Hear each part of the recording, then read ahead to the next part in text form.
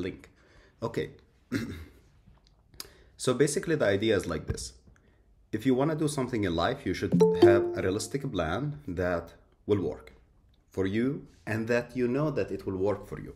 For example, I'm a really bad person in remembering things. I used to suffer when I used to want to read something from first aid. I don't know. Guys, can you see my screen, by the way? Yeah, we can. Excellent. Good. So I'm a person who really suffers with memorization thing. That was really difficult for me.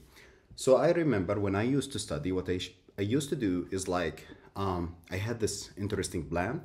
It's actually right here. I will be sharing it with you, like how I did step one for each system at a time. Like for example, for endocrinology, for cardiology, for each system, how I did it exactly. And I will be explaining for you how to use the plan so you can finish up with the step one.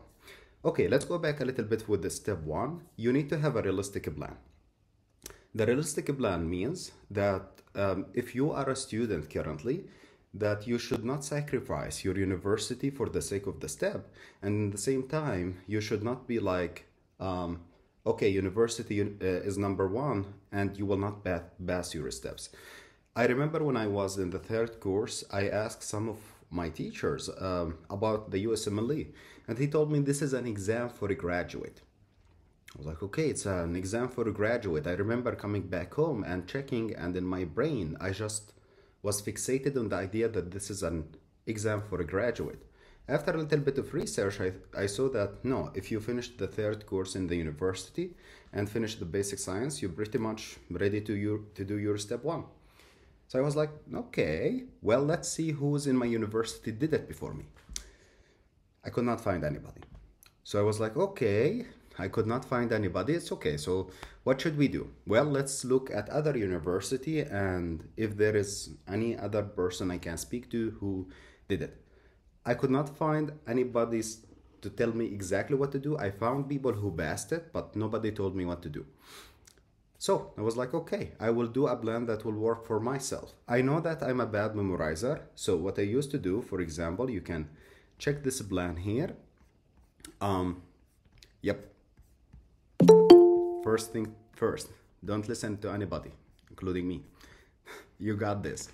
You need to do your own plan that will work for you, not for anybody else. For example, personally, I started with the Kaplan Biochem lecture of 2014. By the way, just for the sake of the timeline, I did my USMLE Step 1 exam in September 2020. So yeah, I did the biochemistry from Kaplan 2014. I have to say, it was a little bit helpful just to get you in the mood. If your level is really low and you want to start with something, yeah, go for it. If your level is medium, don't do it. I'm telling you. So you will have 0 question from it on the exam. And even when you do your U-word stuff, you will see not a lot of a question from it. But if your level is really low, you can start from there. So I'm speaking about myself. My level is really low. It was really low. So I had to start from 0 basically and move up. So I started doing these, but because I was basically in my 4th course, I just finished the croc and I was in my 4th course. I had like some subjects in university, so I had to make a plan that will work personally for me. So, by the way, if you are planning to pass the steps, just say goodbye social life. It does not matter anymore. So what I used to do personally, that I used to finish university around like 4 o'clock. And after that, come back home, go to sleep and wake up at 12 o'clock at night and start basically studying for the step. I used to study for 5 hours a day from 12 until 5, then finish up all of this zadache, the things that you have to do for university, and be ready with it. And at 6 o'clock, pretty much just go to do some sport. At 8 o'clock, something like this, prepare myself to go to university. And that was my daily routine. This worked for me. For you, you know better than anybody else what works for you personally. So, for each subject in this plan, you can go to it and see exactly what I did. I made some little notes because some of these subjects have this tricky thing that nobody tells you about. For example, when you are going to study the biostatistics, when you read it from the book, it will make no sense. So, interesting enough, I swear to God, I wrote this like a couple of years ago, and I did not even notice that I'm mentioning the name of Conrad Fisher. I did his book, the Free 120. I'm even writing his name wrong, so you can just get an idea of my level of English. So, um, basically, for that, for ethics, you have to do the 100 cases of Conrad Fisher. For physiology, for example, for some subjects, not all subjects, for some subjects, you have to do the BRS physiology. So each system has its trick. To make it simple for you, all of the tricks here are in one file. I will just simply send it to you so you can take a look at it. Okay, we are done with the step one finally. So what to do now? Oh, by the way, guys, the first thing to do from documents, please keep in mind that you have to do an ECFMG account. This ECFMG account to do, it costs like around $150. At my time, it was like $130, but now it's like $150. And I have to say, it was maybe the best thing I did because I knew that I wanted to do this exam, but I was not too sure. But when I spent a little bit of money in it, I felt like, okay, it's too late. I put some money in it, I have to do it. So, this was for step one, so you have to register in the ECFMG. This process takes you between 2 weeks up to 4 weeks. It depends, but if you are really into this exam, it's better to start early. Okay, so you will get your USMLE identification number after this, and this number you will be using for the step 1, 2, and 3. Well, it will always be with you basically.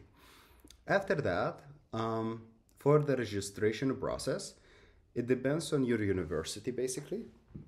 Some universities do have a portal with the ECFMG, which is amazing, but my university did not. So that was problematic. They even did not know the person who should basically make you the signature. But this is important.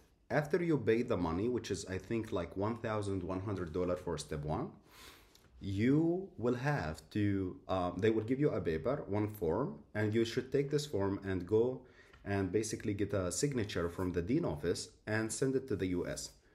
A few mistakes that you need to be careful of. Mistake number one that I personally did, when I made my signature, I put the date there. And if you put the date there, and the date of sending is a different date, there is a chance that it will not be accepted. What do I mean? You need to put your date, put this document inside of a folder, and send it right away on the same day to the US. Don't wait till the next day. When you send it, do not put your personal address as the sender. It will get rejected right away. You will just waste 4 more weeks. So what you should do, when you send this document, make sure that when you put this paper inside of the file, that you put the address of your university. And it should not be you sending it. It should be the university sending it. Of course, you will pay for it, but still, it should be the address of university on it, not your personal address. Okay. After 4 weeks, already you are done. You have your step one. You did your step one by following the plan. So what's next? Step two.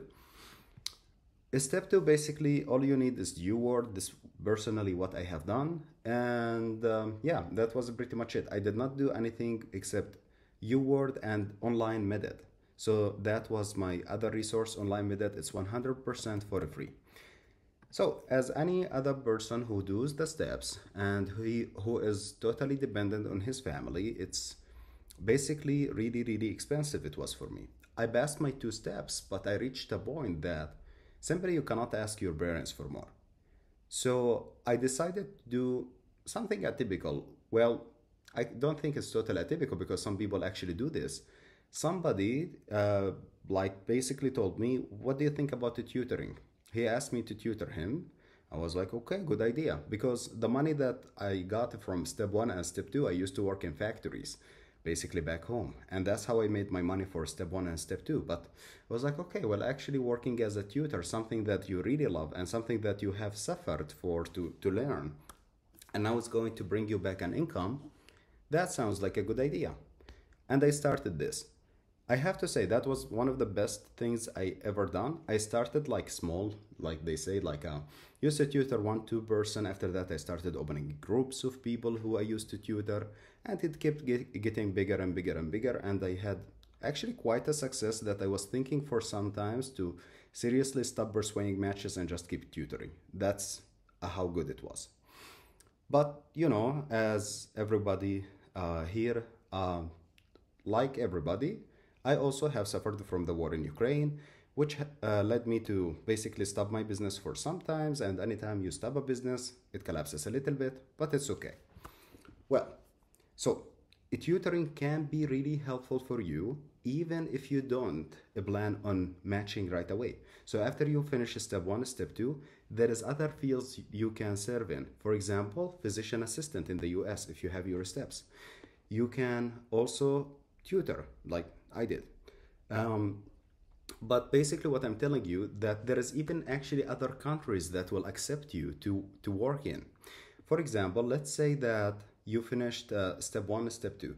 Well, I don't want to go to the US. Is there any other country that can accept me? The answer is yes. There is like 5 countries. In New Zealand, Qatar, United Arab Emirates, basically Dubai, and Israel, and there was one more I forgot. Well, basically there is many other choices that you have still, if you have your steps on you. Okay, so personally, what I did something completely stupid. I had to, basically I finished my steps and it was time to apply for the match. I asked people, should I apply to the match? I asked the first person, he said, you are a last year medical student, don't. It's too early, wait for the next year and apply. I was like, okay, excellent idea. I should wait for the next year and apply for the next match. I asked one more person, one more person, one more person. I asked like 10 people and then decided to, like everybody told me not to apply. So I did the stupid thing by applying. I'm not saying that was the correct move. That was a really bad act of me, actually. Surprisingly, it turned out to be good, but it should not have been like this. So fast forward, maybe you can see my screen. You can see the rejection letters starting to come. Well, basically, I do not have until this day an ECFMG certificate because I don't have a medical diploma yet. I finished university currently, but I don't have diploma yet because it takes time, some bureaucracy until it comes next month, but still no diploma. However, you do not need a diploma to apply for the match. This is a misunderstanding. People think that you need a diploma to apply for the match. You do not. You have to have something called NRMP verification. Okay, what is this? Basically, it is like the company that is responsible for the match, and like if they verify you, and how can they verify you? You have to finish step 1, 2 OET exam, and you have also to finish the pathways. Which pathways can Ukrainian student take? Well, if you are a practicing physician, pathway number 1. If you are studying in Kharkiv, one of the universities, not the Karazina, the other one, Med Institute, I believe they call it. Yes, that one, you can take pathway number 3. Any other university in Ukraine, you have to do pathway number 6. I personally did pathway number 6, which is basically you get 3 teachers from your university. They don't have to be like done with university, they don't need to be done with USMLE or anything like that, but they must be a practicing physician for more than 5 years. It was not really difficult to find, actually. Just I asked 3 of my teacher to give me some signatures, and they did. Pathway number 6 was done. Okay, so after applying for the match, I applied like to 170 programs. Keep in mind that each program cost you like, I think around $16 plus, I think maybe between $16 to $20. So that actually accumulated a lot of money. And without my tutoring work, I have to say I could not afford it. So after this, all of the rejection letters started to arrive to me. I got so many of them. I was like, okay, I am done. I'm not going to match this year. This was really stupid. I spent more than $4,000 on nothing. Until one day in December, I was just sitting and I got this message that um, basically it was from like congratulation. Basically, it's an interview request from the program of Conrad Fisher. I was like, oh, okay, Conrad Fisher. It's the guy that is really famous and he gives the videos. Well, this is good. This is good. Not bad. So what's up with it? So I started to look more deep in it and I started to try to read about the program. And you should.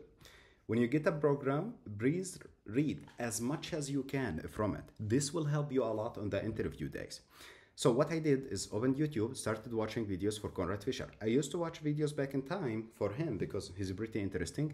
He has this, basically the book Master the Boards. You can use it for the step 2. Actually, I do have it just right here. Oh yeah, this book. This guy. So, and to see that Conrad Fisher is doing the interview with me, I was like, wow, this is cool. So when I went to Reddit, I discovered that I was not that lucky. He actually interviewed 400 people and he has 4,000 basically requests for interview, but he takes basically like 400 people. It's like, okay, well, I have no way I can get this, but yeah, well, what I have to lose, I already lost a lot, so let's keep going. It's too late. So I kept watching videos and I've been listening to his interview tricks, basically, as he said. He said you should be nice with the people from the second you meet the first person you don't know. Be nice with everybody, keep a smile on, and act normal with everybody. And I did this. Well, and be yourself. I know this sounds like corny. What does it mean, be yourself? If you feel like you are outgoing and you like screaming and be loud, do it. If you are an introvert and you like to keep everything to yourself and not to be too loud, do it. Some programs like this, some programs don't like this. But sorry, if you are going to be in a program that you will feel miserable on it, it's not worth it. So I went to this program and surprisingly enough, I had 3 interviews in the same program. I mean, I went to the interview and everybody told me, well, an interview can be anywhere from 15 minutes up to 20 minutes. And I was like, okay. First person interviewing me, a nephrologist from Brookdale Hospital. She was interviewing me for 40 minutes and we were just chatting. It was not like an interview. Just remember, you passed your steps, you are a doctor, the person in front of you is also a doctor. So just a chat. So we started chit-chatting with each other and the question exists everywhere. So basically you can find them anywhere. They include, tell me more about yourself. Where do you see yourself in 5 years? All of this cheesy question that everybody asks, they know that they are cheesy. You can even make jokes about it. And if they are normal, they will laugh about it. And yeah, basically this was the first 40 minutes. After that, I find out that there is one more interview at the same program for 40 more minutes. And after that, one more interview for 40 minutes. And after that, and I'm not joking, he put the music. It was like dun, dun, dun, dun, dun. And then Conrad Fisher appeared. I'm not kidding, he put the music. So I saw Conrad Fisher and he was like, hey there, how's it going? I was like, well, all good. He was like, would you like to work here? I was like, sure. He was like, would you like me to sign this contract? I was like, if you don't mind. So he was like, okay, that's it. So he signed the contract and gave it to me. And after that, interestingly enough, he started just chatting with me. I have to say, this man really loves Ukraine to start with. He really does love this country. I kept feeling for some reason like it just, like this country means a lot for him. And it did. And basically he kept telling me about Ukraine, and actually he told me some things that I personally did not know. That made me feel a little bit stupid, but it's okay. Well, all of us can feel that sometimes. And he just told me, well, if you are interested, this is a pre-match. By the way, guys, this is not for everybody, the pre-match. What does that mean? Most of the programs in the US participate in the match itself. What is the match itself? It means on the 18th of March, you should get your result that you have matched or not. But if you get a pre-match, there is no need to wait for the match even. You will know beforehand that you have matched, which is the case for Conrad Fisher program. So on the 25th of January, I already knew that I was accepted. Okay, so you got, sorry, my shirt. So you have just to sign it up, send it, and that's it. You are all set. You are in the program. Okay, well, as you know, problems don't stop. So I was like, okay, what I have to do, what I have to do. I discovered that I have to upload my diploma. I informed them I'm a student, I cannot upload my diploma yet.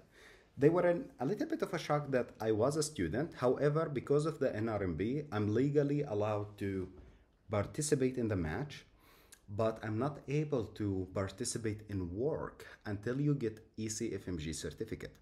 This is why I'm warning you guys. If you are in my state, a last year medical student, I have to say it was a bad idea to apply this year. Even that I have matched, it was a bad idea. Why?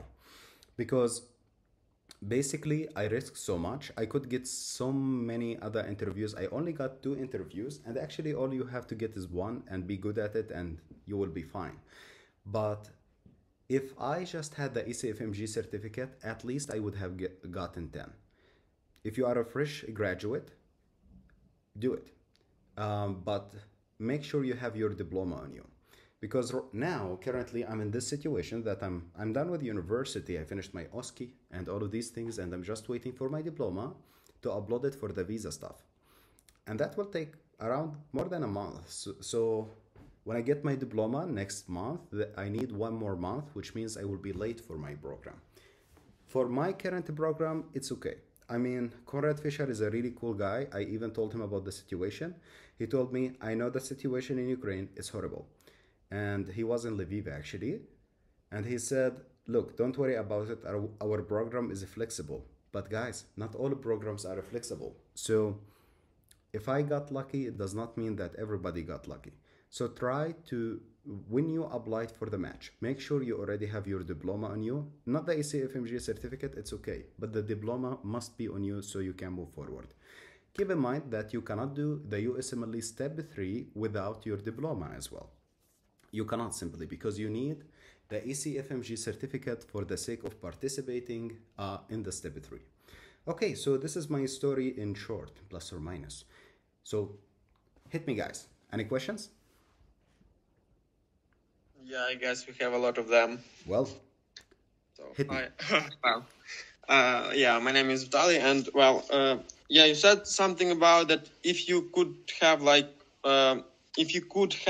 an SFMG certificate, that would result in more different interviews for you. Did I get? You are absolutely correct. So basically, it's a good. So it's a good idea to have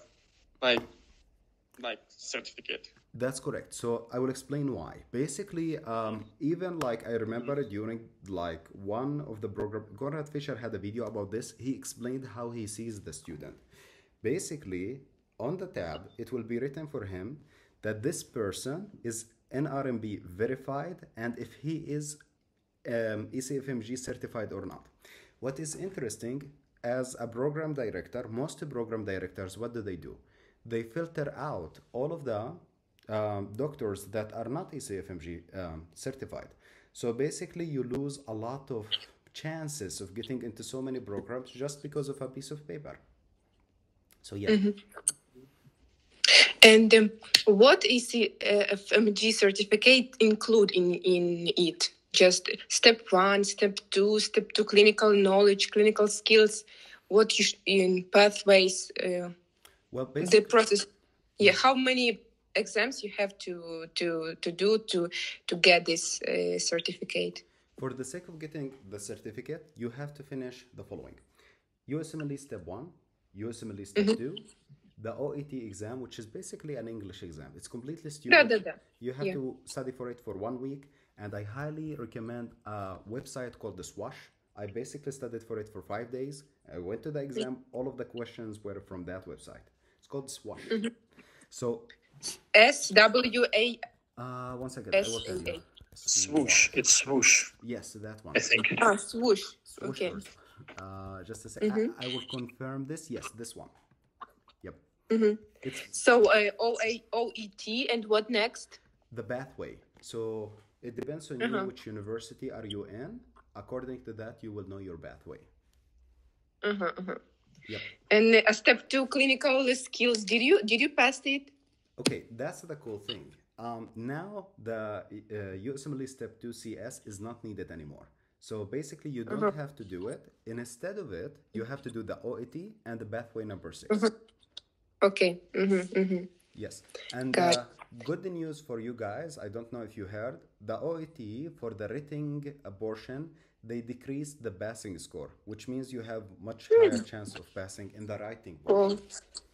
Oh yeah. Cool.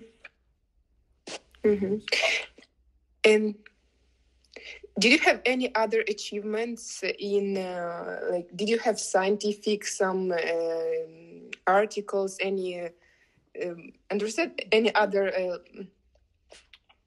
did you any other Research, for example. I see. researches that could help you to reach more high chances in getting other programs? I see. Actually, research is important, but what is the most important thing is your scores. So basically, research is super important. If you have like a 3-4 publication, it will be amazing. I had only one.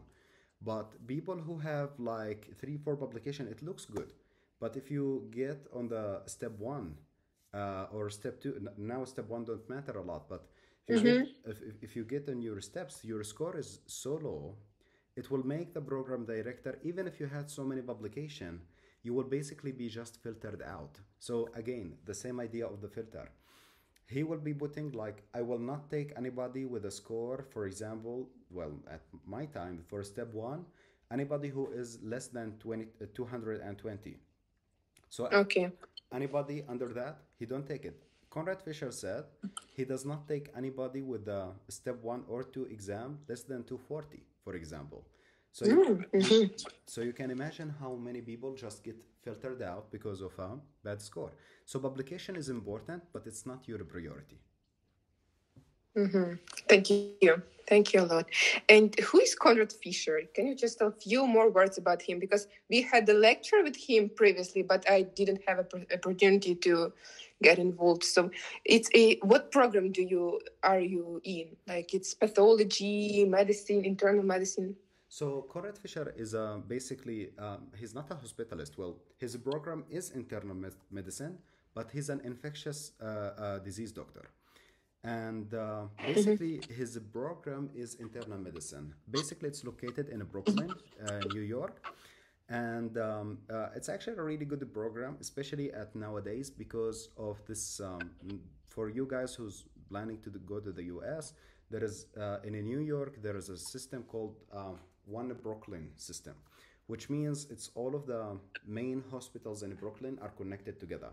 This is a good thing. And actually, when you apply for programs, look into these things. Why? Because after I finish my internal medicine, I want to do a fellowship. I don't want to just stay as a hospitalist for the rest of my life. I want to go, for example, to cardiology. My hospital don't have cardiology. It has nephrology. And just keep in mind that if the subspecialty exists in your hospital as a fellowship, you can easily take it after your residency. So basically, I can become a nephrologist easily. Why? I already have the residency, so the fellowship will not be a problem. But what about cardiology? Because of this connection between multiple hospitals under the One Brooklyn hospital, the other hospital has cardiology, which means I can go to fellowship easily. So when you apply to programs, just keep that in mind. And be careful of the little programs that don't have any type of fellowship and they are in the middle of nowhere. These will be difficult for the future. And what is like fellowship? It's like opportunity to go deeply in some subspecialty, like learning. Yes. Fellowship. So basically, the educational system in the US is as follows. You finish your university, you're done with your steps, you have to do residency. Residency of medicine, internal medicine, is going to be as follows: 3 years. In the first year, they call us the intern year. What's up with the intern year? Well, the intern year, it's basically you work a lot. They consider us as slaves, free labor, basically. 6 days at work. I have to say, when I saw the schedule for work, I was like, okay, that's a lot. So you start working at 6 o'clock in the morning, you finish at 6 o'clock in the evening. I was like, amazing. So you work for less than a minute. He was like, no, it's 12 hours. I was like, okay, good. And this is only for the first year. The second and the third year, it's basically the continuation of your internal medicine. 5 days work, each day only 8 hours, which is much more reasonable. After you finish these 2 years, you are done with the 3 years of internal medicine. They call you now hospitalist, which is like a doctor who finished internal medicine. You can pursue your career and become just a hospitalist and stop here. And you can earn a normal living up to $200,000 per year. But if you are planning to become something bigger, and I'm sorry, if you've been through all of this suffer, why not? Just keep going. So basically, after you finish your residency, you can step it up a little bit and do a fellowship. Personally, I want to do a fellowship in cardiology, which is a 3-year fellowship. It's going to teach me exactly a subspecialty. When I say fellowship, it's the same as subspecialty, which is going to be cardiology. After 3 years, I can become a cardiologist. I can stop here and be like, okay, I'm a cardiologist. I can earn up to $350,000 per year, and that's it. I want to stop here. But some people, it's not enough for them. They want to go higher. I'm not speaking only about the money. Okay, money is important. We spend a lot on these things. We should get the return. But at the same time, on the knowledge, like for now, I can't keep going. But when I have 3, 4 kids, it will be difficult. So it's better to continue right now. After that, you can go into a deeper subspecialty. I mean, in cardiology, you can be like an arrhythmia doctor, or an electrophysiologist, which is a person, yeah, who just put a catheter from your hand and can just cut like a portion of the conduction system of the heart to stop an arrhythmia. Or I can be an interventional cardiologist who can insert an aortic valve from the femoral artery, for example. So basically the opportunity keep getting more, but the main thing is not to stop. The moment you stop in medicine, that's it. You are done. Oh, got it. Thank you. Thank you so much. So many interesting details that I wouldn't be able to ask anyone else. Thank you. You are welcome. Can I ask an off-topic question? Sure thing. About the preparation process proper. My name is Mark, and I've passed step 1 like last year. I'm a graduating student. This year, I'm like a couple of months away. I was just about to take step 2, and but the war happened. I see. And I wanted to ask you, have you had burnout when you were preparing? Because the last couple of months, it's getting at me. I have to say, this burnout just, look, everybody sees the final result, which is this. But this was not easy. Basically, I had so many burnouts. I remember, like, I started studying seriously for the USMLE Step 1 in September 2019. And I was studying, and on basically January, I had a breakup in a relationship, and that just, this is something that is outside of your control, but it hurts, and it will make you kind of go down, basically. And I was like, okay, 1 month no studying. Next month, February, okay, I should start studying again. Started to study again, February 2020, March 2020, COVID hit. Okay, our university is closed for 3 weeks. What's up? Well, it's COVID, it's quarantine, but don't worry, 3 weeks you will be back to university. I was like, okay, sure thing, sure. So 3 weeks I sit home, do nothing, just playing Counter-Strike and Call of Duty. And I discovered it was a bad investment of time. So I was like, wait a second. And then they were like, okay, no, we will actually make you have a longer vacation and you can have online education. It's like, something is suspicious here. Okay, I should delete the Counter-Strike. So I did that, and and started to study. I was like, I don't know, maybe it's a sign, maybe I should study. So I started my serious preparation in April. Basically, I studied before that, but my serious preparation was in April. And on September, I did my exam. By the way, because you done step one, you know that you get your result on a Wednesday. Surprisingly enough, it was my birthday, best birthday gift. Just oh yeah. Well, So yeah, what I'm trying to say here, there is so many burnout. I mean, during my step two, a relative of mine had a heart attack, and that was difficult for Oh, me okay. because I had to be with him, and so many things that happens with life, and you keep getting this drawback. Even I remember during my step two preparation, I started going into depression because we study all the time. We don't meet with the friends as much as we used to. And now we start to have this burnout, feeling bad all the time. It starts with like losing of interest. You know how MDD goes, major depressive Yeah, yeah, disorder. yeah. You start losing interest in things, stop enjoying small stuff, and start to see everything as gray. You stop enjoying things. And after sometimes you discover that you have fallen into depression and you don't notice it. Why? Mm-hmm. Because of decrease in the social activity.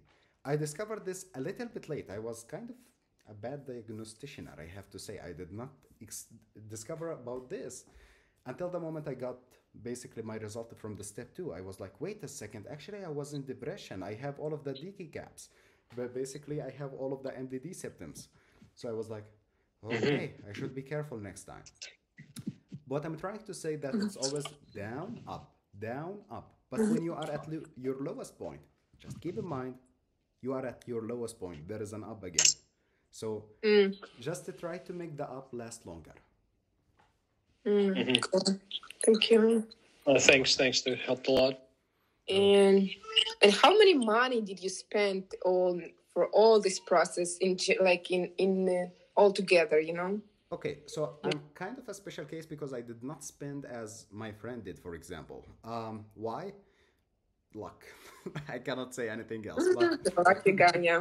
oh yeah. So basically, I will explain why. So for the step one, so we said about the $150 for the USMLE identification number, and after that you have $1,170 for the step one exam. So for Ukrainians, there is no biometric here. Sorry. So you have to travel to another country. I know that a lot of Ukrainians choose to go to Turkey. I know that there is a testing center in Ankara. I personally did mine in Tel Aviv, completely different. I was just back home. It was not far away from me. But basically, like you have the travel expenses. I don't know how much that is. I was basically, because I had a biometric near me, I did not know that. And the next thing was basically the step two, $1,170. One more hit. I was successful to earn that money by working in factories. I used to make bread and was really good at it. So after finishing with step two, you think that the money stops. No, you have just started the fun. So you finish with the step two, you have to pass OET exam. It's like $400. It's like 500 Australian dollars, which is like 500 US dollars. And in addition to this, you are done. You have to pay like $75 and $135 for the match process itself, just to participate in the match. Also, Can you just repeat the price of matching? yes, 75 and 135. Okay. Yes. In addition to Thank you. yes, in addition to this, well, now this is the interesting part. All of my friends did this rotations. They were lucky, they were taken into rotations. Some of them they paid for it basically. Each month of this rotation can cost you like $1,500. That was a lot of money. But basically I thought of myself like playing the lottery, so I did not do it even. And it was not possible because in my case it was COVID. Right now for a lot of you it's the war, so it's kind of difficult to do. Basically the rotation in the US. Some programs just love the word US clinical experience. I remember like one interview I had, it was really bad. Yes, for sure you can. So it was 255 and 245. So step one, 255, step two, 245, because I was having MDD. So anyway, no excuses. So I was speaking about what? I hate when this happens. Programs like some US experience. Yes. US clinical experience. So basically, I remember one bad interview I had. The lady there, she told me, "What do you know about EMG?" And I was like, "What is EMG? I don't know what is EMG." So she was like, she was like, I was like, EMG. I was like, I don't know what is EMG. She was like, you don't know what is EMG? I was like, I don't know what is AMG. What can I tell you? I can't lie. You are stuck. So she was like, it's electronic medical journal. How come you don't know about this? It's because you did not do US clinical experience. I knew that I will not get that job from that program, basically. But what I'm trying to say that yes, some programs care a lot about the US clinical experience. But for example, Conrad Fisher, he says, it's just a stealing of money. I don't care about it, you know? So Cool. it's different from programs to program. So I did not have to pay anything for physically going to the US. I mean, the airplane tickets I did not pay. I did not pay for 3 months of rotation like people did. I did not do any of that. So that was good for me. However, I did one telerotation, and I have to say, the guy who I had, and I can share his contact with anybody who wants. I did a telerotation with him. I paid like $500 for a month. And that was not a lot for a telerotation because everywhere else it was like $1,500. So $500 was not much compared to it. So yeah, I only did this. It was in Chicago, basically, but online. And this guy is cool. He told me, you want a letter of recommendation, of course. I was like, yeah. I was like, okay, write one. Like, okay, I will. So he should write it but he made me write it for myself. So I made myself look really good and gave it to him. He just signed it out for me and submitted. So yeah, you can find such good people. Okay, so after that, the match itself, it depends on you. It's how many programs are you planning to apply for. If you apply for 10 programs only, it will cost you $100. You are like, cool, not much. $100 for 10 programs, yes. But if the number starts to increase, it becomes more expensive. So if you go more than 30 programs, it starts costing you $26 per piece. So if we say you are like $26, this is okay, this is a little bit expensive, but it's not much. The thing, it adds up. For example, if you apply to 150 program and you multiply it by $26, boom, that's $4,000. That's a lot of money. So, but it highly depends on you. If you have your connections, I did not have any connection in the US. That was like, I told you, lottery. But basically, people who have connection don't have to worry about this. Because if you have the connection, you have the job. But like a person like me, I don't have a connection. So I was like, okay, so I have to pay a lot of money. I spent $4,000 on this.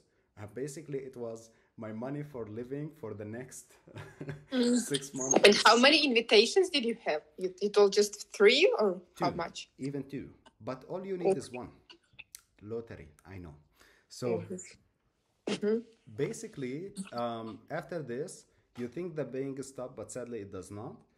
After you finish with the match and you matched and everything is good, the visa process. For the visa process, you are requested to pay $375. And then, and this is what I have reached until now, you have to do some little papers. Like there is one paper called Letter of Need. You should get it from the Ministry of Health in Ukraine. I'm not sure how you can get that, but I think Ukrainian students who already matched know how to do it. If you want, I can ask some of them. Basically, it's like a certificate that says that after 3 years, when you finish your residency, you would like to come back to your country. Let's be real with each other. Most of you will not. So why do you get this? It's just a piece of paper. So what should I do about it in the future? Nothing. After you finish your 3 years in residency, let's say you did the fellowship as well. After you finish your studying basically in the US, let's say that you don't want to come back. You want to continue your job and living in the US. You have three pathways to take.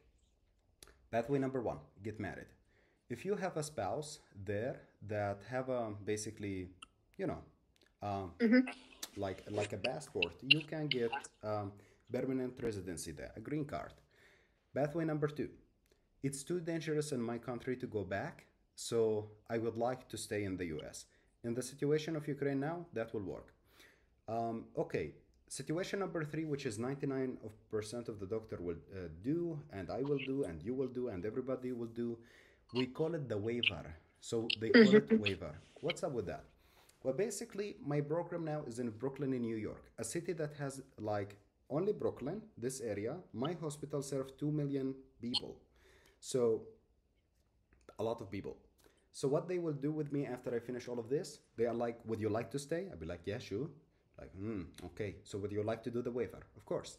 They will take me and throw me in Kansas, for example, in the middle of nowhere, where it's like basically a rural area. It's interesting because your salary actually will go up. Why? Because rural area tend to have less fun stuff. So they increase the salary to make you want it more. But you are forced to do it anyhow. How long? 2 years. After you finish your waiver for 2 years, but you get good salary actually, you can move back to the city if you want. Got it. Thank you. Understand. What's the situation like? What's the intersection between getting green card or basically getting green card and this waiver thing? I mean, which point in time can you apply for green card based on yours on you being a doctor? I see. So it highly depends on the type of visa you have. Like personally, like they told me, oh, which type of visa would you like? J1 visa or H1B? I was like, what? I did not know what that is, so I had to do the research. So the J1 visa says that you are a student going there to learn. So let me just write this in the chat. If you have a J1 visa, what you will have to do is to, well, finish your years, finish your residency, fellowship, whatever, and then do what? Waiver. You're like, nice, waiver, what's next? You have to get an H1B visa. Aye, okay, what's next? You can get a green card. So, green card, just let me put the numbers next to them. So this will be the J1 visa. You will have it for your residency, 3 years. The waiver is 2 years long. But remember, you get paid always. And the H1B visa will be next until you get your green card. When I will get my green card? 2 years later. Okay, well, I would like to have a passport. You will have to wait 7 more years for getting a US passport. So this is, you see, it's a long scheme that will take a lot of time. If you will have a child in the US, it's a good thing because he will get the passport right away. And you can get the passport from your son, but you need a good lawyer. One more thing here is H1B visa. Let's say you started working in H1B. So from H1B, you can directly get a green card and directly get a passport as well. Again, 2 years, 7 years. So the H1B pathway, you will get a US passport much more quicker.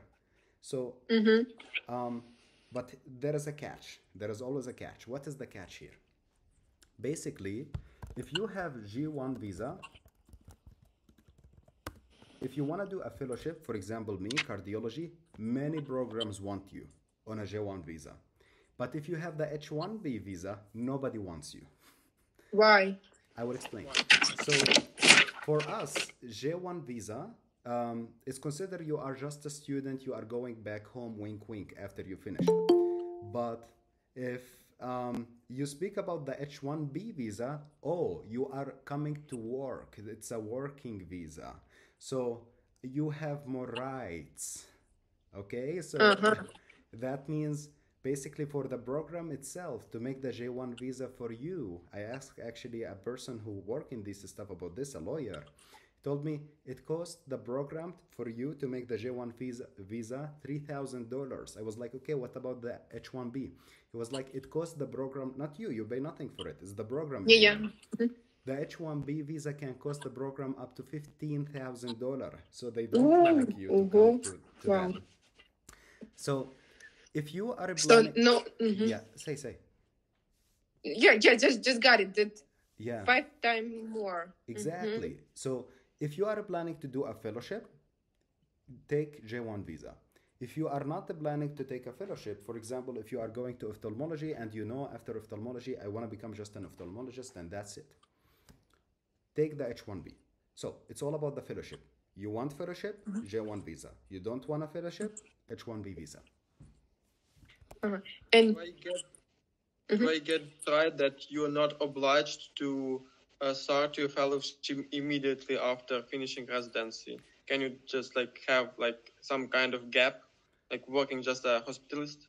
Yes, this is absolutely possible. So after you finish your residency, the 3 years, actually there is again many pathways. One of them, you can decide to become a chief of resident. What does that mean?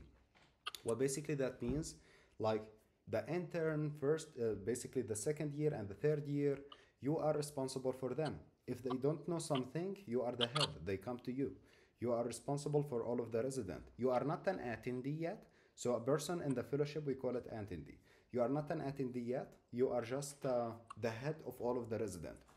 Okay, well, what does that give me? Well, it gives you higher salary, first of all. And it gives you one more thing, which is a higher possibility in matching in a fellowship. Let's say I really want cardiology, but it's ridiculous. But even for the fellowship, they look at your step 1 and step 2 score. So I know. Like you already a hospitalist in the US, and they look at your step 1. So basically, for the fellowship, let's say you did not get highest score from your fellowship, from your step 1 and step 2, the word chief of resident is a big plus. Basically, it means this is a person that we want in our program for a fellowship. So this is one pathway. The next pathway is a hospitalist. Let's say I decide I'm done. I just want to become a hospitalist. You can, no problem, but you have to do the waiver. 2 years in a rural area. It can be Alaska, actually. That sounds like fun. So, yeah. And this is two pathway. One more pathway, nobody does this, but you can go back to your country for 2 years and then come back to the US on a H-1B visa. Nobody does that. So everybody choose the waiver. Of course. The question is why is like obviously there are like reasons for people to stay in yes. Wow, it's reasonable, but like I guess it could be an idea at least for some people, but you know, like maybe there is something that I don't know. I see. And you can enlighten me. Yes. So basically, most people decide to stay in the US. Let's be truthful with ourselves. The salary. I mean, which salary are we speaking about? So personally, I'm just an intern now in New York, nothing that massive. They consider us like, if you have this food pyramid, we are the lowest portion of it. We are nothing. So basically, the intern in the US takes around, like I can say about my program, $67K per year. So this is the salary. After some time, this 67K, the next year, will become 71K. At least my program. On the third year, it's going to be 77K, basically on the third year. You are like, nice, the salary is increasing. So this is first, second, and third year. What about chief of resident? The chief of resident reach 120K. Chief of resident. So what about the person who basically like doing the waiver? Let's say that you decided to become a hospitalist. You can reach up to 200Ks per year. K means 1,000. So let's say that you decided to continue and become a cardiologist and you want to do a fellowship. Surprisingly, your salary do not increase by much. You will be making around 100K per year in a fellowship. Okay, that's not bad. And when you become an actual cardiologist, for example, there somebody just like put one graph in which all of the salaries are there.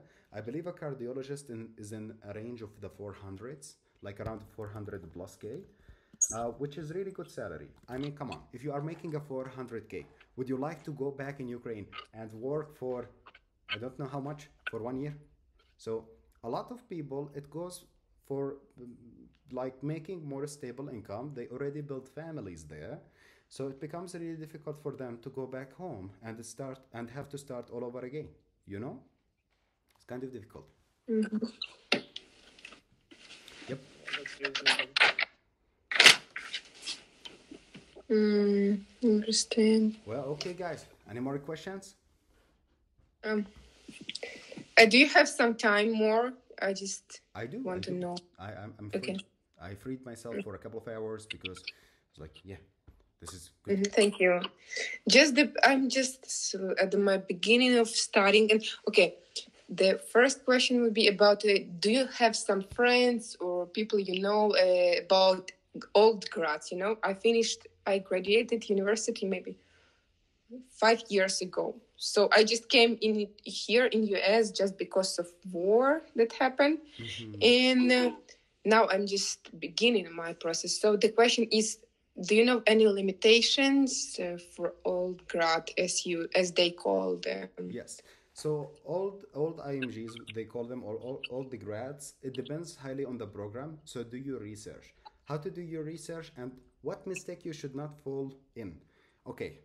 So that's one more thing that made me really angry against Russian. One Russian guy put like an IMG friendly program and made a table. I went there and subscribed to every single program.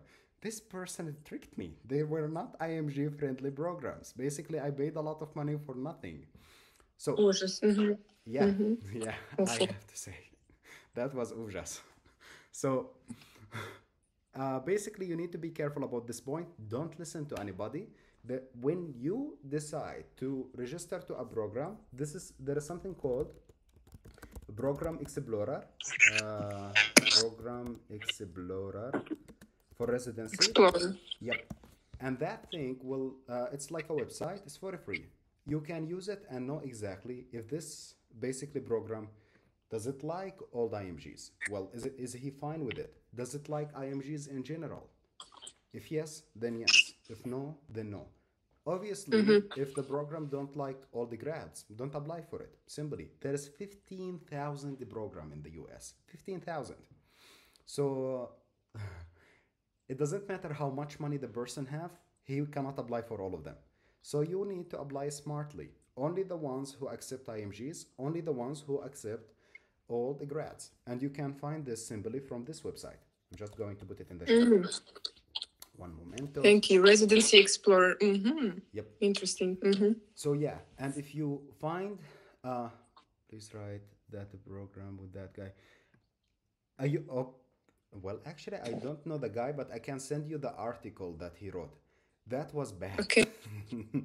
Basically, this person made like, oh, the best IMG program, and as a newbie who knew nothing about the match in the beginning of the match and was accidentally applied to the match, I was like, okay, so let's basically take a look at it.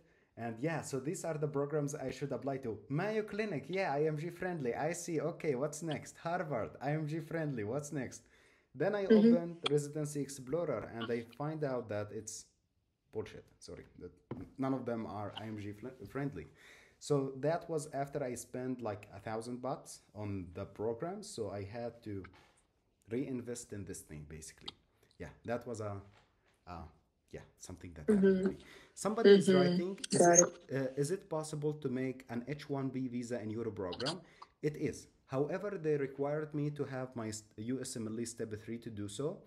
And I did not pass my USMLE Step 3 yet. Most programs who give H-1B visa require you to have your USMLE Step 3. But the idea is like this. I could not do my USMLE Step 3 because I don't have my diploma. If you don't have your diploma, you cannot have a SafeMG certificate. You cannot have Step 3. I know a lot of logistics in this thing, but still, yeah. And got it. Thank you so much. And do you know about, maybe you know something about advanced specialties? For me, I have a dream to become a radiologist, as I've used to be in Ukraine, but I understand that here it's more and more competitive, even amongst the Americans, you know? And maybe you have some friends, or maybe you know, or just even do not spend money for that, you know, for applying. That for me to understand if I have any chances, or So it's all about, I repeat, it's all about connections. So if you know somebody who knows somebody, you will get it. Basically, you need to either rotate in a radiology clinic, so like to get a grab of somebody who is a program director that can help you.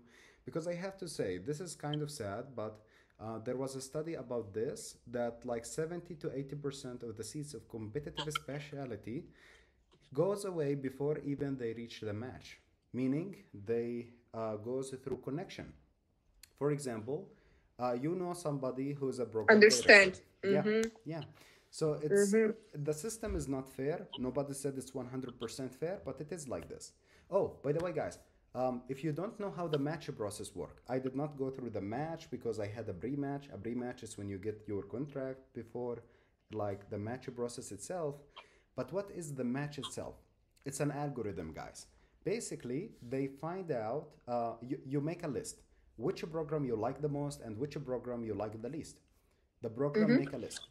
And basically, they start to divide you with each other. Like, which one is better?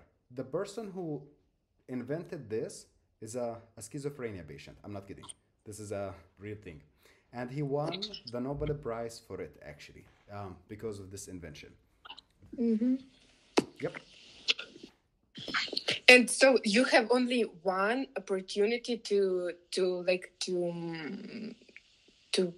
put one program on first place, you know, like so you just get just one list for every programs. So if you just just make wrong numbers, wrong priorities, you lose your chances. You understand? That decreases your chances. Yeah, that's actually correct.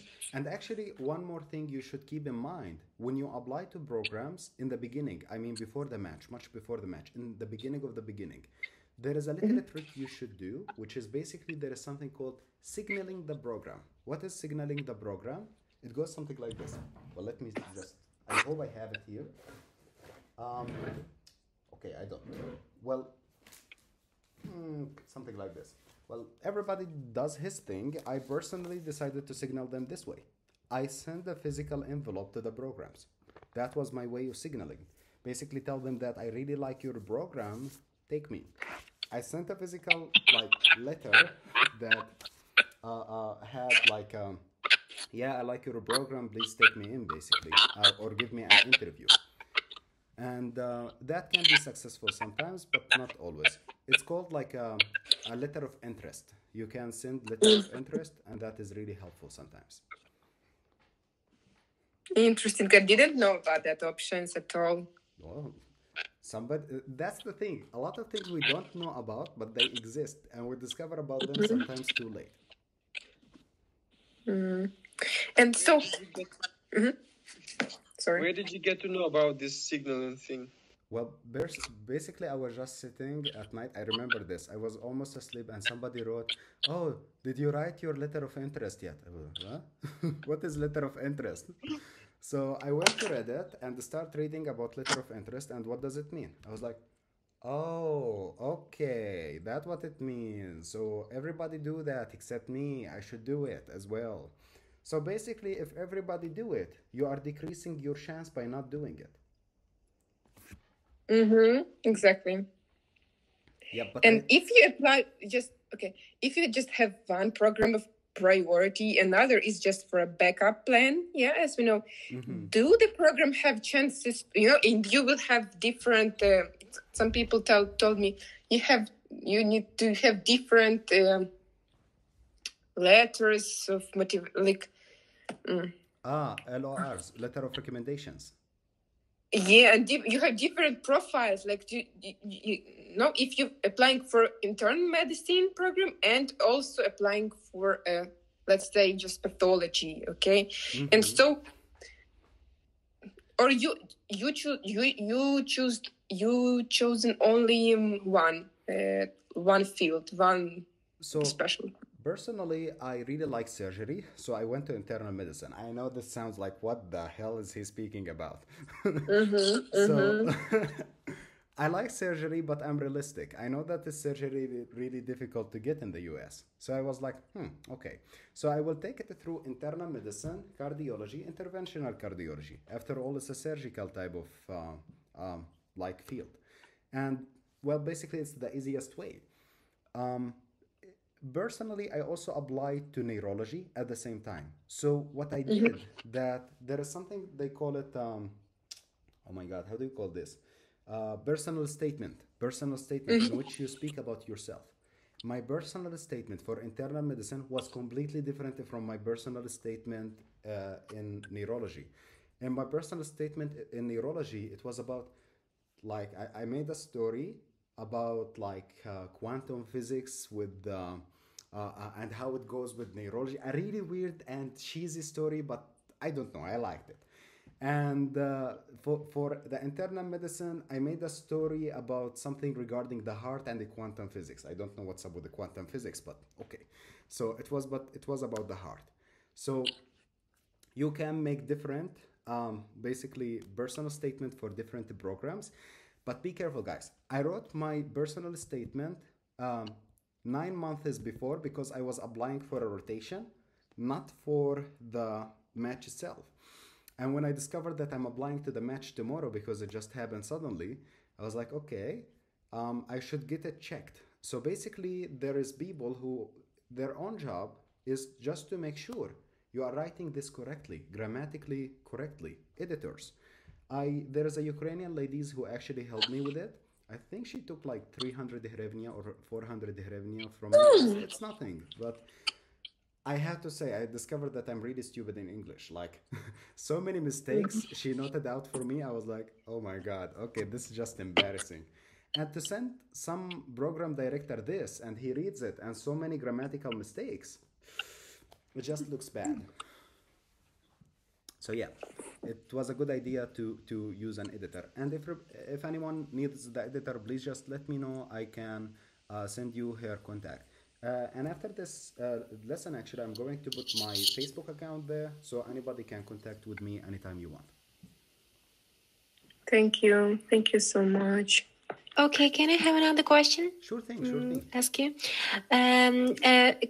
For example, I have friends, physicians from US, but I'm interested in internal medicine, and they are, for example, from surgery or intensive care, like emergency department.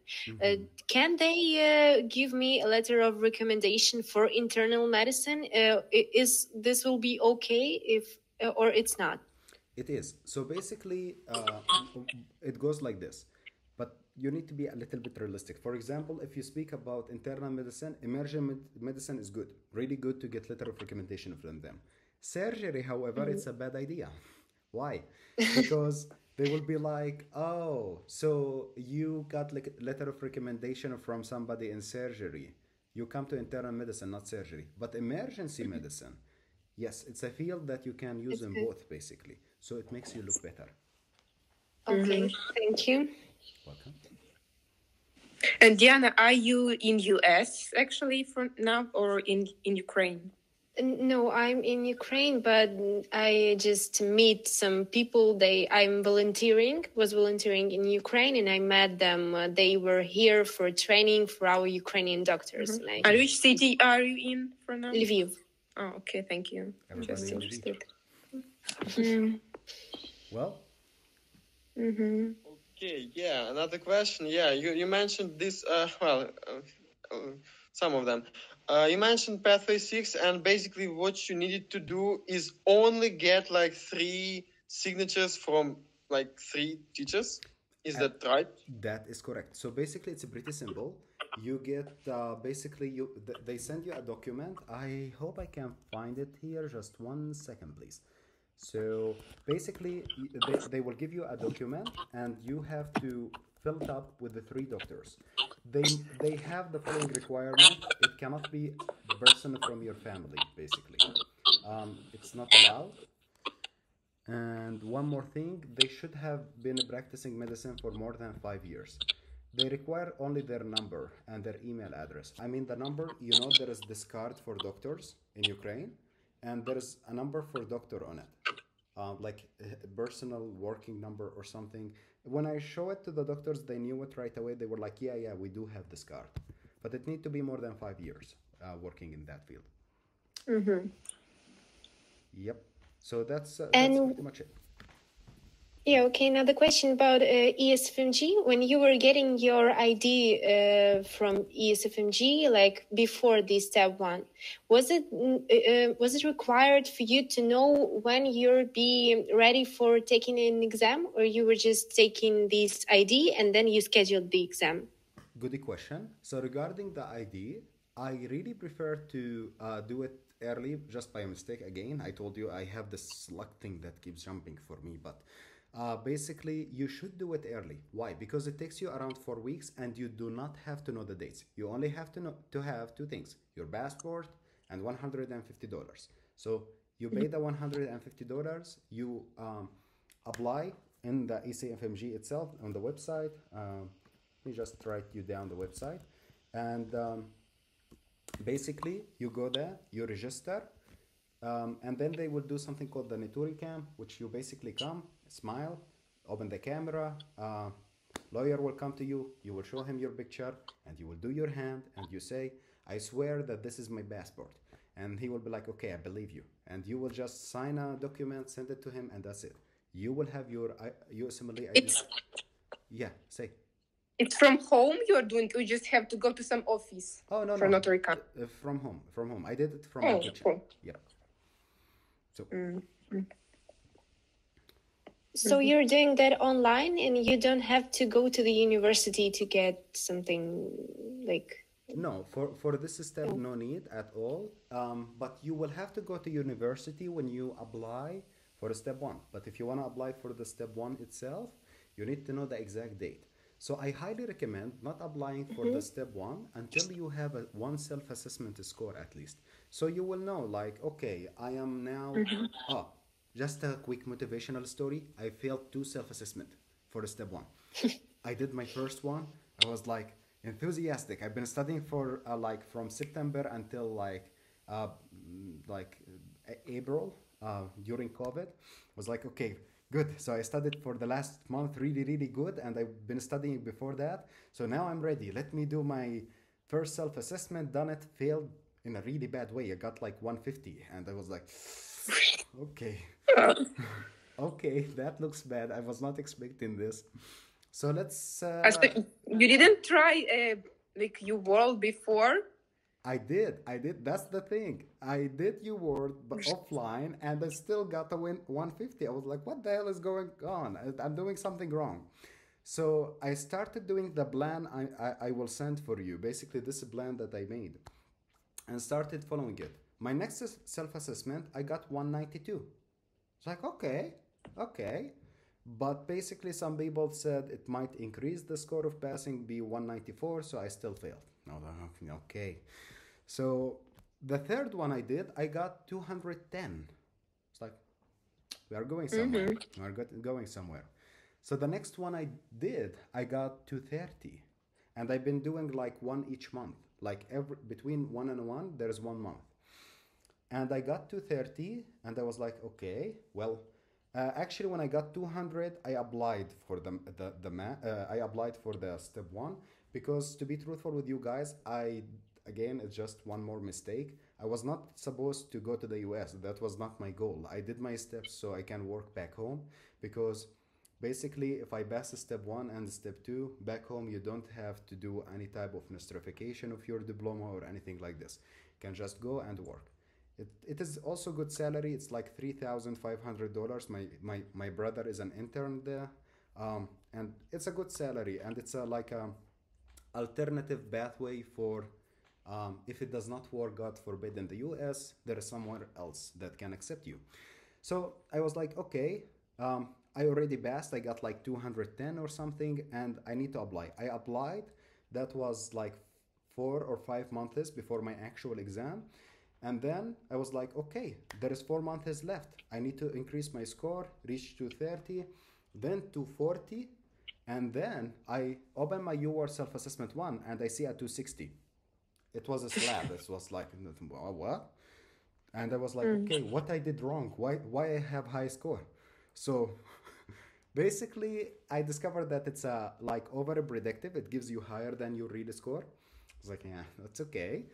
And then I did one more MBME, got a 250.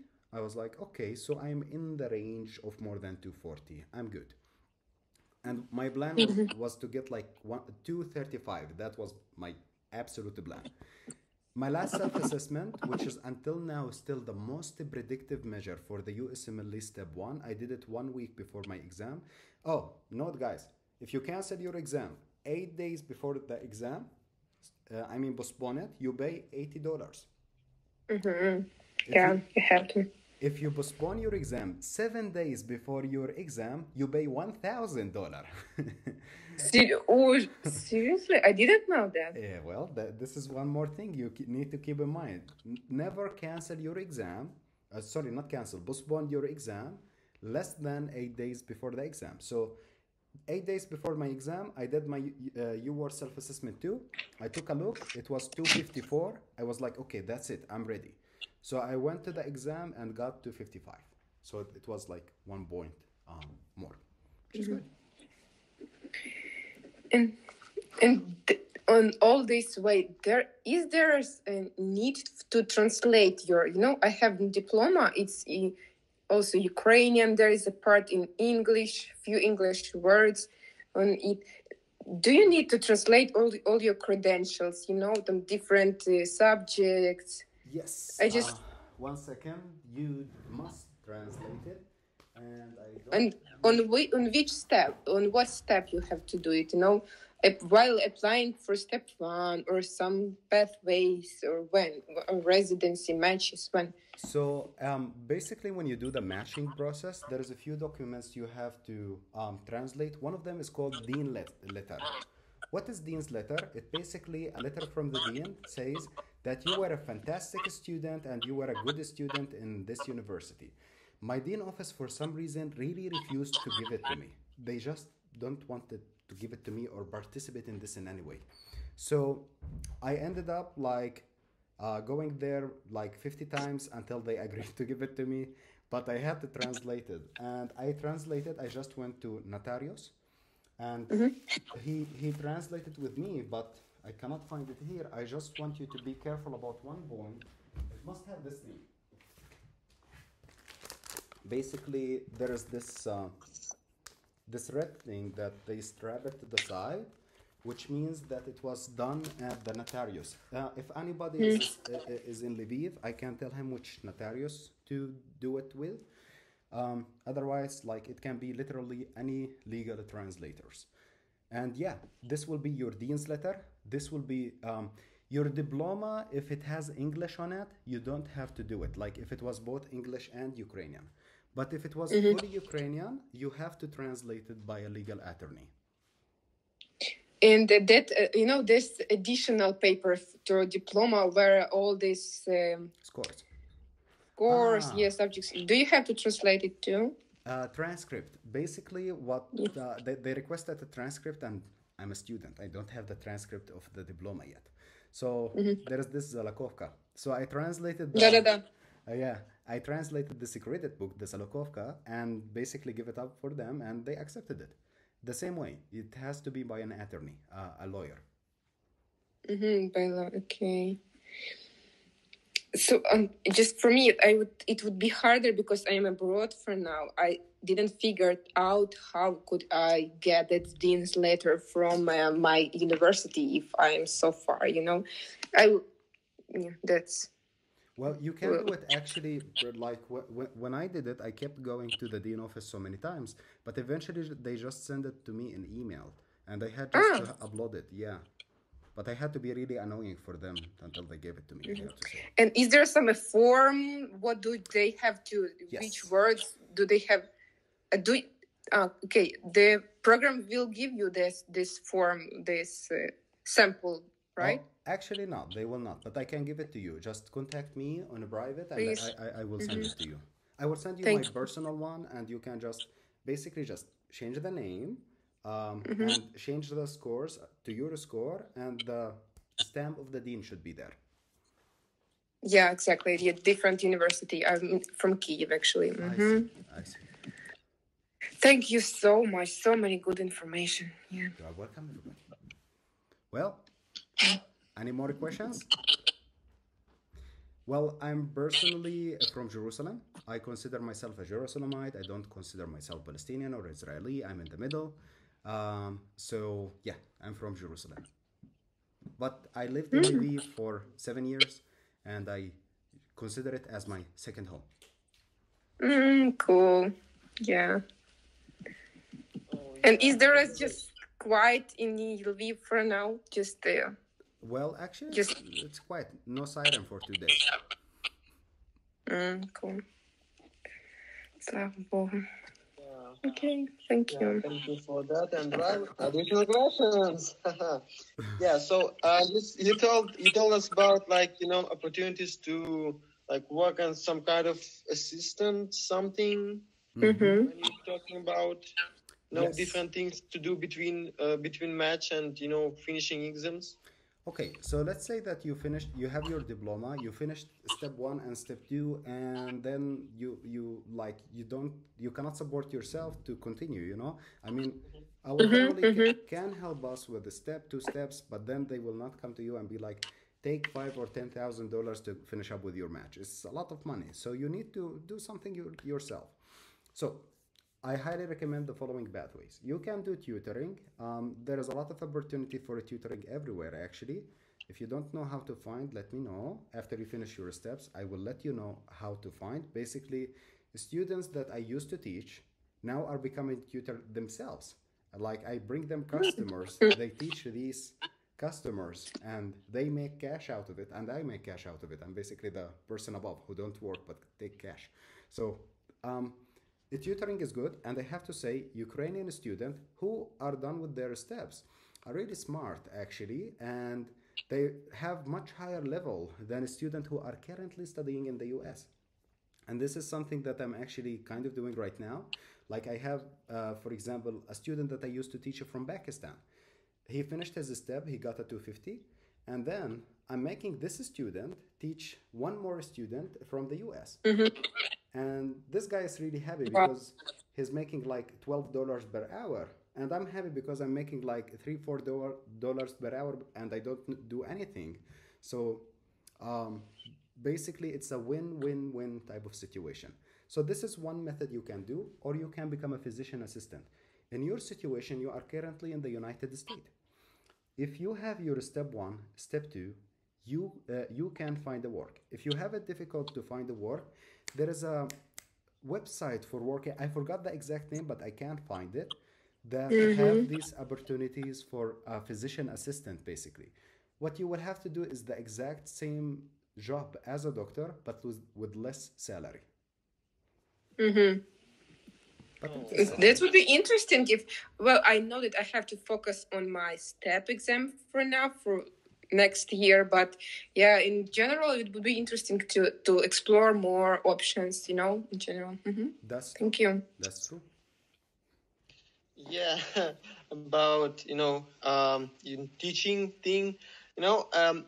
Did you have this imposter syndrome? Because I guess there is a lot of people who actually have this type of things. Like they have good scores. I'm just kind of talking about myself. I'm sorry, and I feel like it's really weird to say like I'm not worthy to be a teacher for people because like of high expectations, and the exam is really like kind of hard, and like I don't have any kind of previous knowledge in this, and it's like vicious cycle.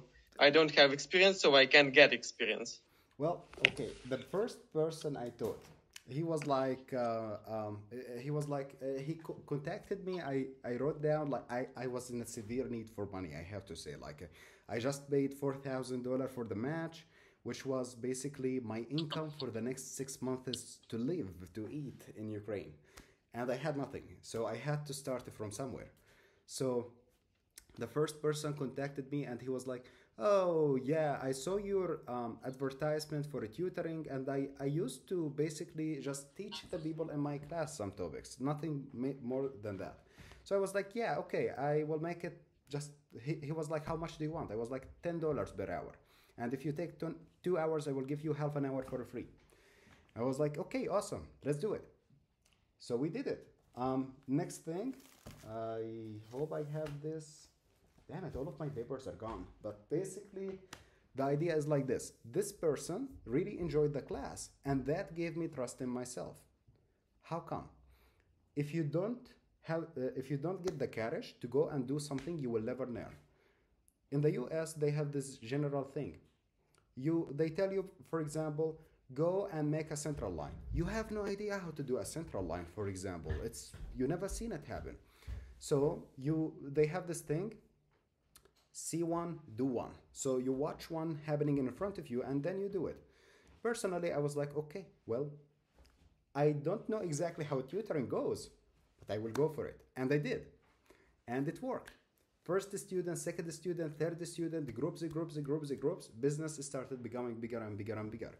At some point, I have to say I had to cut it down because I was working 18 hours per day and it was too much. And it was like just not real. But for a salary in Ukraine, it was amazing because you can earn up to 2, 3, sometimes even 4,000 per month. And this is just amazing salary for Ukraine.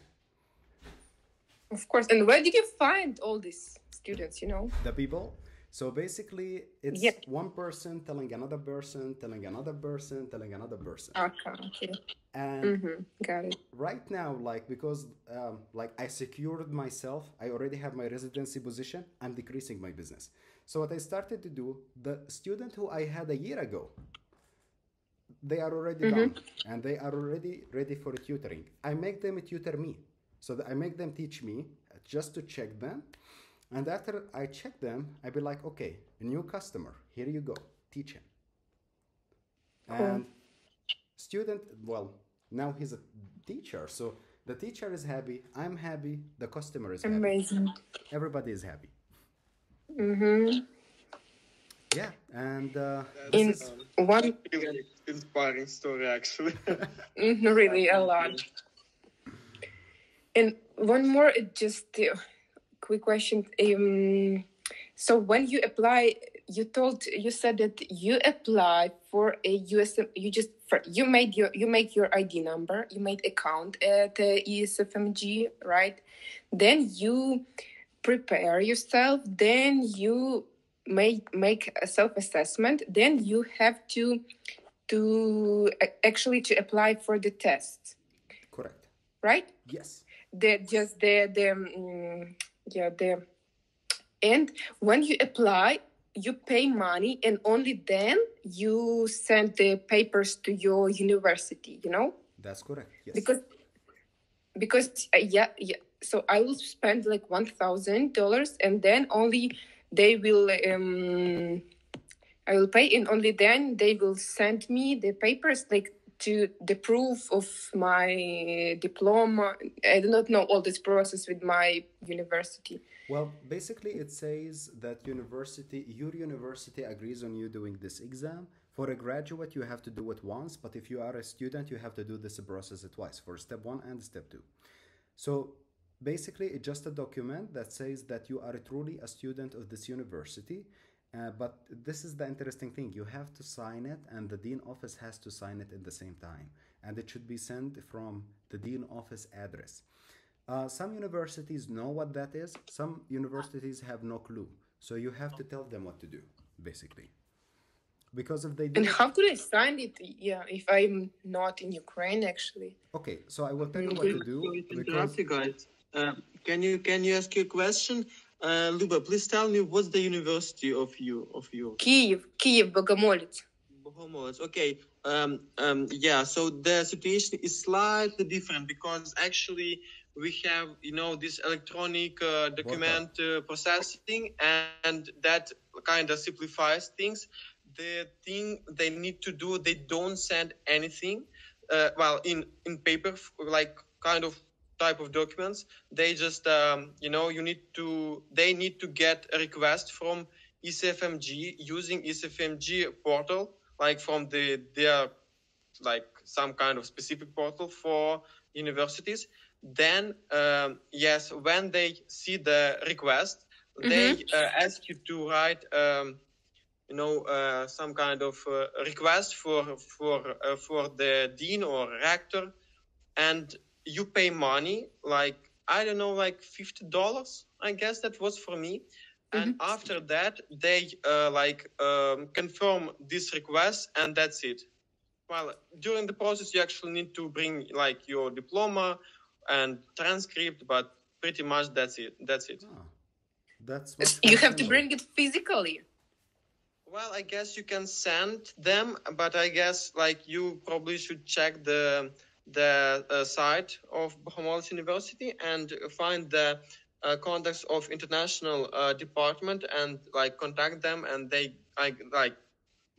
know what they do. Okay, thank you. I'll do that. I'll do that. Okay. Thank you. I have like one guy, like a sort of one guy. He's from Jordan actually, and he studied in Odessa. And basically, he did not have a visa to go to Odessa University for the sake of verification of this document. So basically, he just signed it at home, and he sent it with his friend to the Ukraine, but without putting the date. And he gave it to the university, and the university signed it with the date and sent it from the university to the US, and it got approved. So this is also one more option. Can you just that's very important for me. Can you just repeat once more the case? So he was abroad, right? Yes. He is in Jordan, and he could not get a visa for Ukraine, but he studied in Ukraine. He was a medical student in Ukraine, a graduate. Right. That's my case, because I cannot go abroad from US for now. True. So what he did was like he downloaded this document, this form, and he signed it, and then sent it with his friend to Ukraine, who came to Ukraine.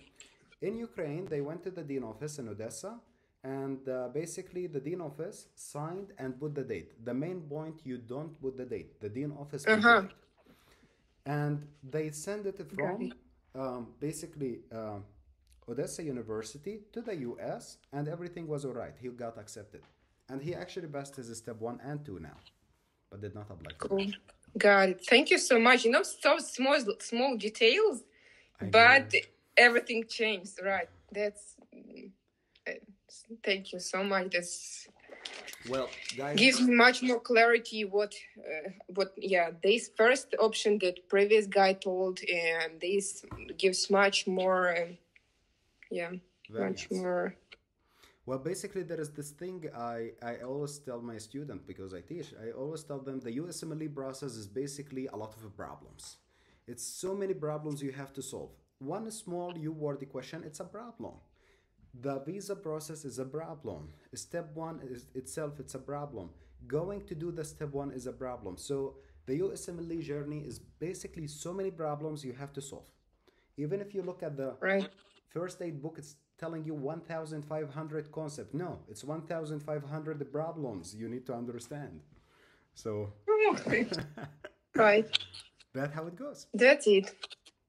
To be a doctor is a huge problem, actually. Yeah. It's actually really difficult to become a physician in the US, but in the same time, it pays back. I'm not saying only financially, but also you get a really good respect.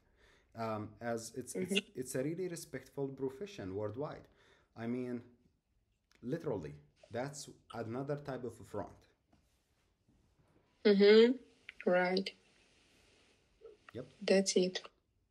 Well, so it's a privilege to be a doctor, and I'm really glad that I had to speak with all of you guys today, and I will leave my contact on Facebook, on the Telegram, and if any of you have any question at any time, just send me. If I will be tutoring, I will respond to you later, but I will respond for you for sure. Anyway, guys, I have to go right now. I have a person I have to tutor in 5 minutes. And Okay, thank you so much. thank you so much. Yeah, And Thank you. that's amazing. thank you, everybody. Goodbye. Goodbye. До побачення. Слава Україні! Героям слава.